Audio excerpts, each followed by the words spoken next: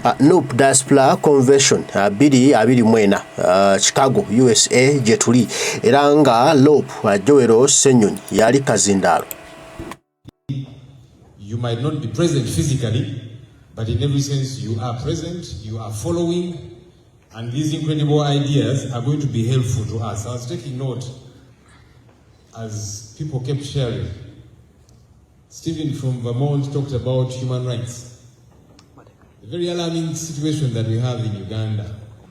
On a daily basis, we hear of people that have been abducted, some very close to us, some might not be close to us, but we get to hear somebody has been picked up somewhere.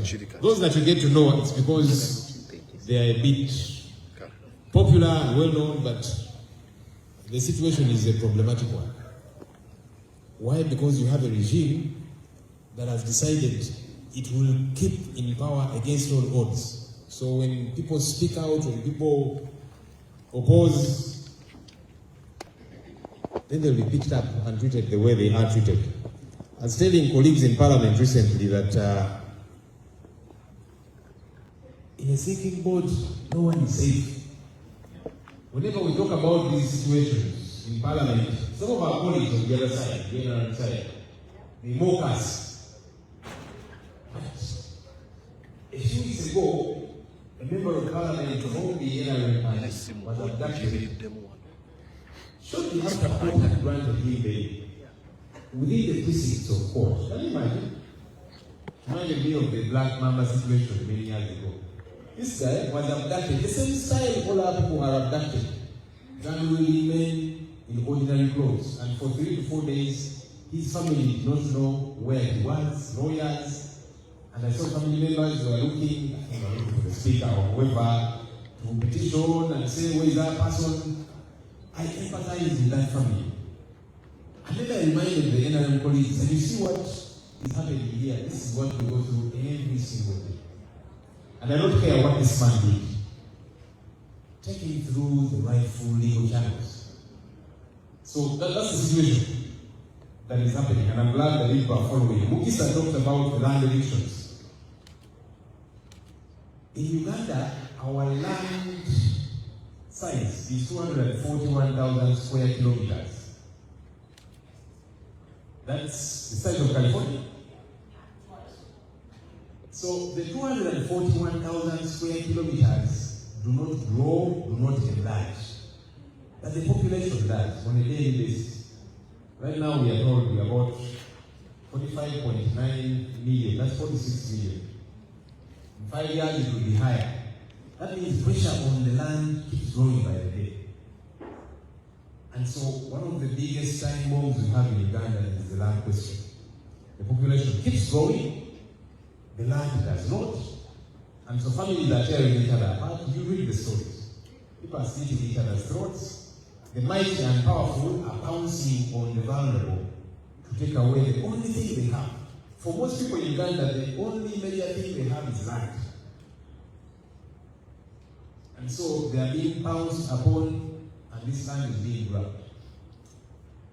It happens every passing day. Richard Mayo from California talked about our economy, which has shrunk and continues to shrink.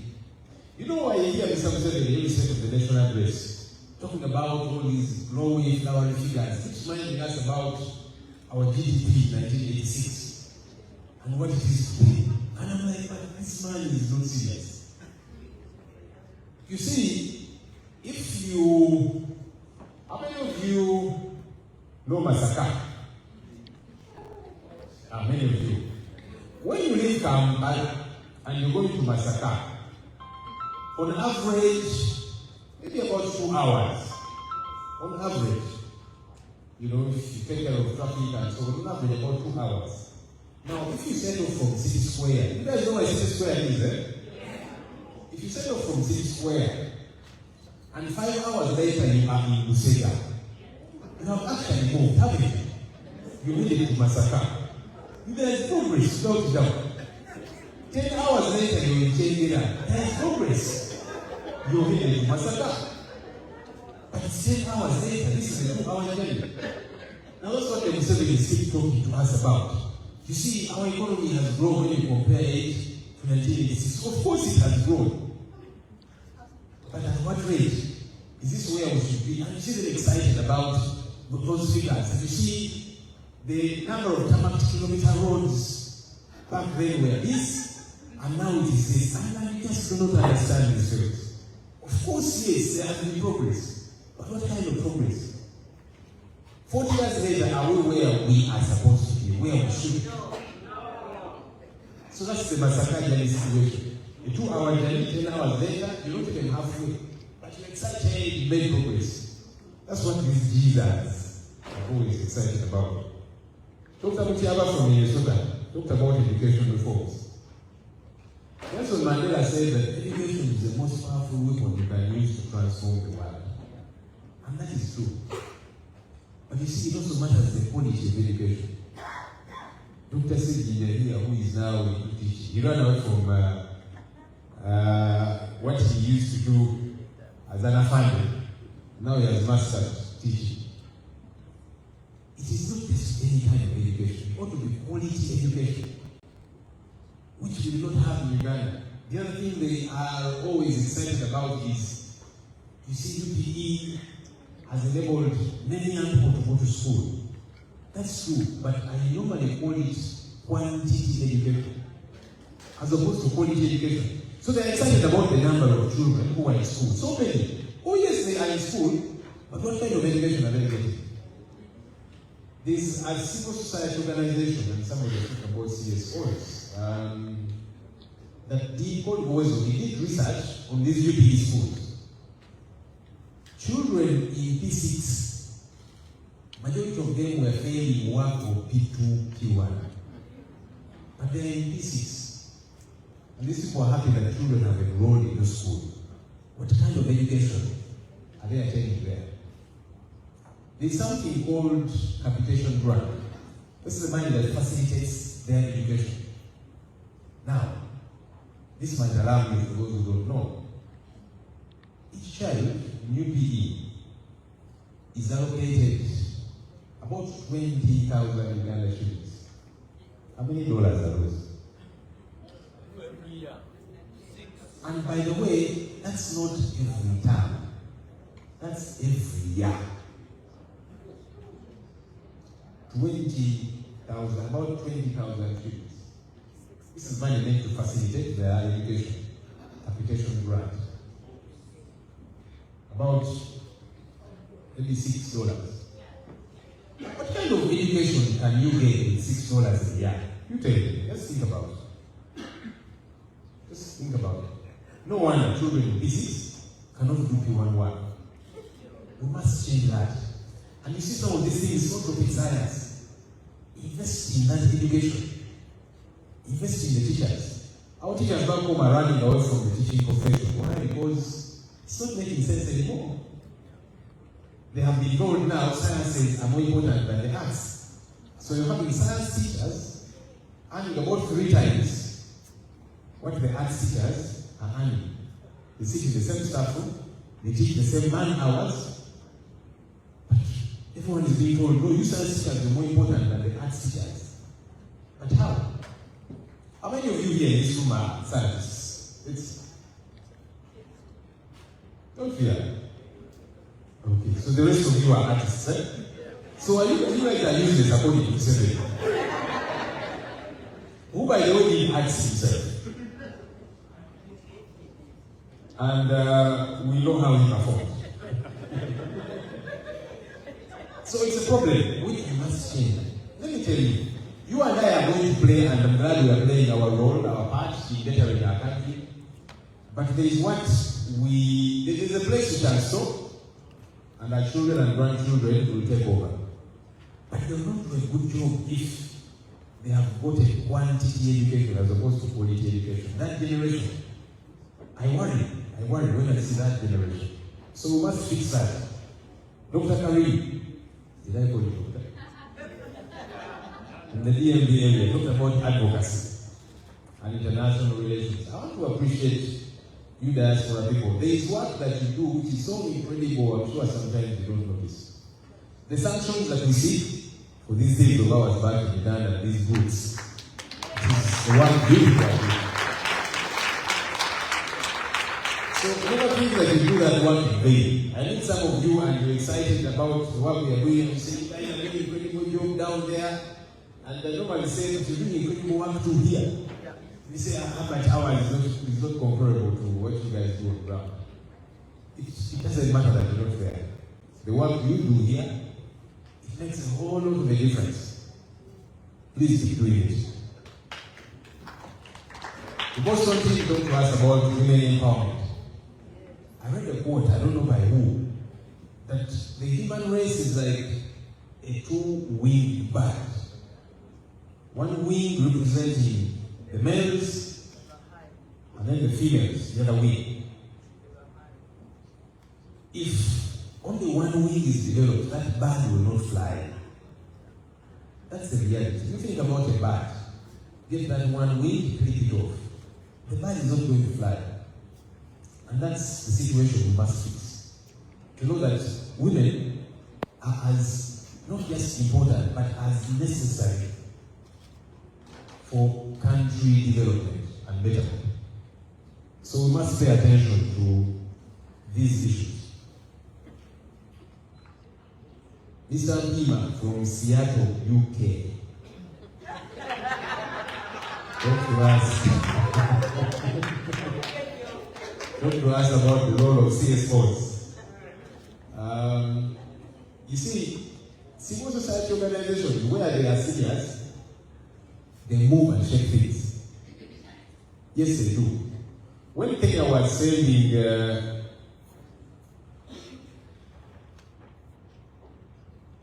name runs away. Daniel Arab Moi. Party. Everybody in that country played their part. The young people did, the professionals, and then the civil society. They said, this is our country. And they all join hands. And you see how civil society is taking over the Kenya. Uganda is beginning to pick up. No wonder the regime is going hard on these CSOs. Slump even down. Somebody talked about those CSOs, many of them that are closed. Because there is a part they play when they do play that part. That's important. We keep trying to engage them and helping them realize that we actually don't want them to support us as NUP. We want them to support country because they are part of that country. Stuart emphasized the role of the youth. Uganda is the youngest nation. We keep swapping position 1 and 2 with Niger. The last I checked, we are now the youngest. We are now in number 1 position. That's a resource which we must tap into. Some people think of it as a problem. Now that these young people, we must take care of them, we must feed them. Let's empower them. It's a huge resource that we must make good use of. Saidi emphasized healthcare. We have a real problem in Uganda. And I'm glad you are following, and from your conversations. We have a huge healthcare problem. Well, I don't know many other problems. But I look at healthcare and I'm like, what is this? Somebody talked about cancer. I don't know whether it was suicide. I lost somebody, a neighbor, the other week to cancer. And I went to the Cancer Institute. The last time I was there was some other time I gave one patient. You know, people sleep outside in the cold. Now forget about people sleeping within the hospital, in the corridors, on the floor. On the outside, in the cold. And a number of these are actually patients. So some of them die sooner, not because the ailment has intensified, but this is a cancer patient. So a lady whose face was swollen and she was sleeping on the outside in the cold because there's just nowhere to sleep. I don't talk about these things. Some people think we are politicizing the situation, but it's a reality. I'm sure you have relatives who you send money to go to a private health facility because the public one, there's no care there. There's nothing. This week we have been battling with government to deploy interns. Are you following that conversation back home? Because the interns are saying have been training for 5, 6, some of them 7 years, or whatever the case might be. So they need 1 year to get their licenses. They want to be deployed. And that will be saying there's no money. And I said, you guys, you say there's no money. Are you actually listening to yourself? How can that be realistic? Because we see the things money is spent on and it doesn't make sense at all. These interns, they do the bulk of the work in our health centers. For those who, when we are back in Uganda, if you went to hospital at midnight or thereabouts, you will see the wards full of interns. And I want to do the real work. Because the specialists, that time, they go to sleep, they read their books, they are experienced, they're not going to be working like me. But the interns are the ones doing that work. Now they're not there. And we expect somehow things will move. We must fix these things. And I'm glad we know where the problem is, at least from representations. Maggie emphasized youth unemployment that has led to brain drain. Many young people who are in a state of disconsolateness find them in the Arab world. And they are stuck. Some of them have been duped. So they get there, their travel documents are taken away from them, and they are sex slaves. It's a reality. Many of them return home in body bags because their organs have been plucked out and all manner of things. Why they left home to go and make out a living? Because there's nothing happening for them back home. These are situations you and I have got to contend with. Hillary put up a very exquisite presentation.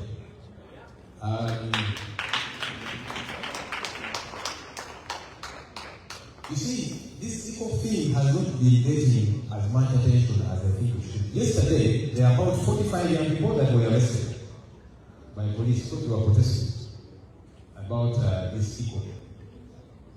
And one of the things here we emphasize, which is so true, is the many agreements that we enter into that are problematic. Number one, because of corruption. Some of our officials who go to enter into these contracts, they are given kickbacks, so they just sign. Others, it's just that they are so disconnected and confused. They don't even know what it is that they are signature to. When I was still here in Bosase, one of the investigations we did was on the expansion of Entebbe Airport. Mr. Matia Said, the finance minister, signed a loan agreement with China's Exim Bank worth $200 million. I read that agreement and then I read it again. The first time I thought maybe this is something else. Huh? So I read it again. And then I invited him to the committee. I said, Chief, did you sign this document? He said, yes. I said, did you read it? He said, yes. Now I said, let me take you through some problematic clauses I see in this loan agreement. One, we, in every sense, it's like we are mortgaging our airport. In every sense. Those are not the words written there. But when you read the detail of it, an account was to be created when this entity, Civil Aviation Authority, I saw some folks saying, some of these random confused fellows, saying, you guys didn't even produce a report. It's even on the Parliament website. The report that we did detailing all the issues we pointed out. Of course, there are other reports to be like Uganda Airlines, which were thrown out the window by this corrupt woman. I don't care to call her corrupt, especially in Uganda. She's a corrupt woman. Yeah. There's nothing she's going to do to me. Nothing. She wishes there is something she could do to me. There is nothing. But let me make the point as well. Before I began to think about this very corrupt woman.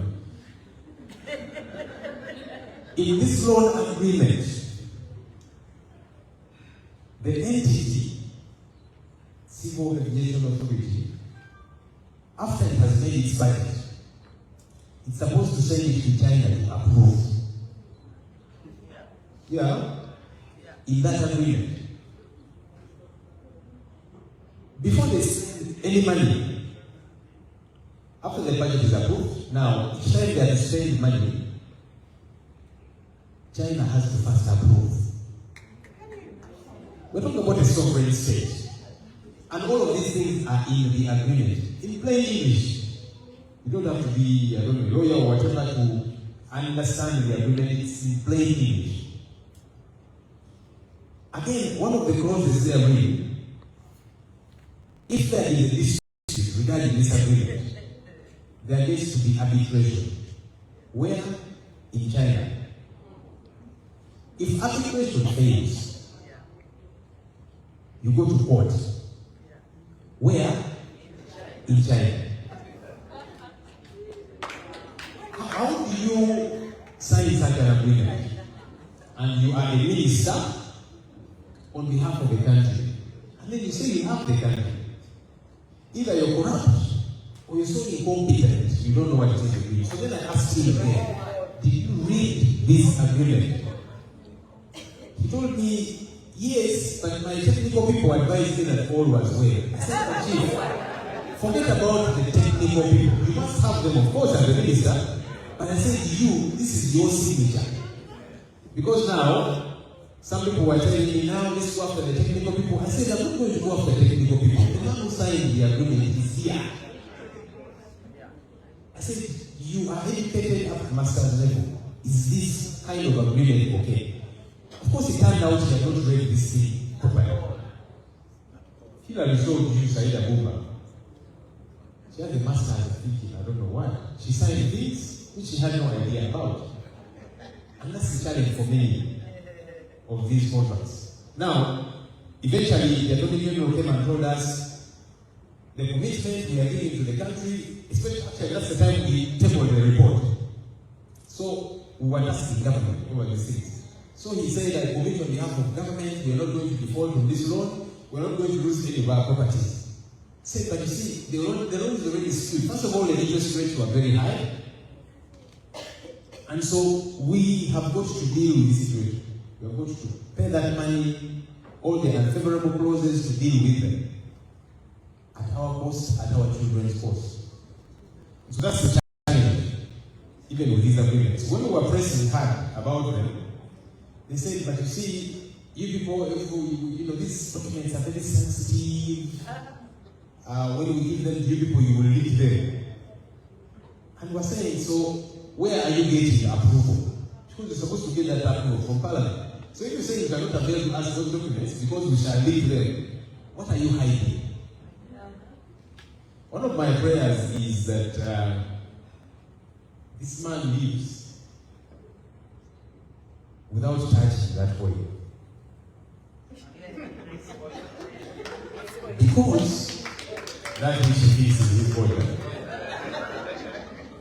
You see that now he is very incorrigible. He comes off as a ponderant figure, he thinks he's very powerful. If this man touches oil money, he's going to become a problem. Because now he's saying my oil. So then it will be my money, which he will use to brutalize Uganda a lot more. And so it's my prayer, as we fight hard, as we do all that we can, because we shall end up with the oil cast that was talking to us about. Look at Nigeria, as I wrap up. Nigeria, a few years ago, actually went ahead of South Africa and was the wealthiest nation in Africa. But you see, that wealth has always been in the hands of the few. So the economists use all these GDP per capita parameters to say that now, if in this room we are, let's say 1,000 people, as an example, one person earns $1 million, another $10 million, then there is one who earns nothing. So we shall get the total amount of money and divide it by all the people in this room. So even the one who earns nothing, eventually the figure will show this one also earns $1,000. But the fellow earns nothing. So that's the fallacy of GDP and GDP per capita parameters that we use. because you tend to imagine that everyone is okay. So that's the situation in Nigeria.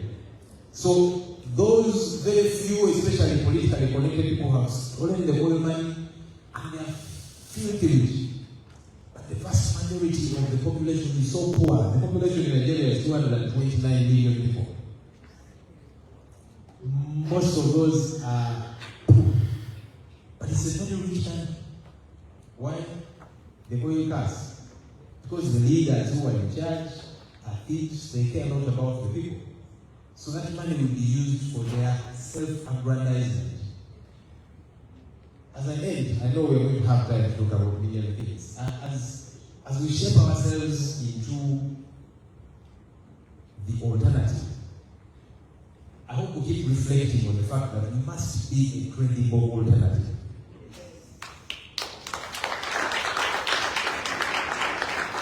So of that, then we might become like the second. So we need to keep warning ourselves and cautioning ourselves. We must be the credible alternative. How many of you have read the book Sowing the Mustard Seed? You should read it. The 10-point program. Have you guys read that book? It's a very little book. You should read that book. It will excite you and then it will annoy you. It will excite you because incredible stuff that these guys are thinking about. But it will annoy you because they have failed on each of the 10 points, each one of them, without exception. But they knew what to do. You and I know what to do. Let's commit to doing that. Thank you.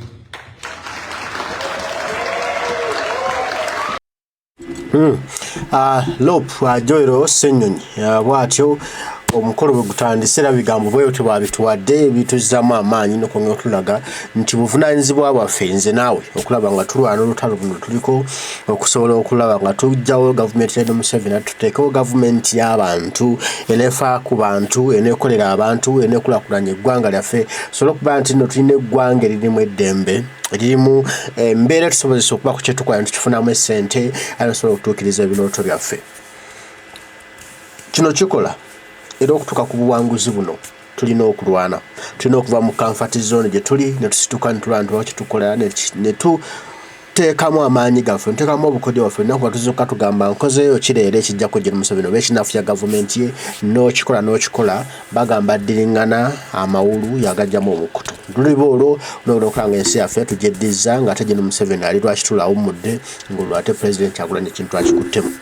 Tuli Chicago Nup 2024 Diaspora Convention tunaabeerayo era n'omukulembeze gy'ali byonna tulina kuba tubikuwa.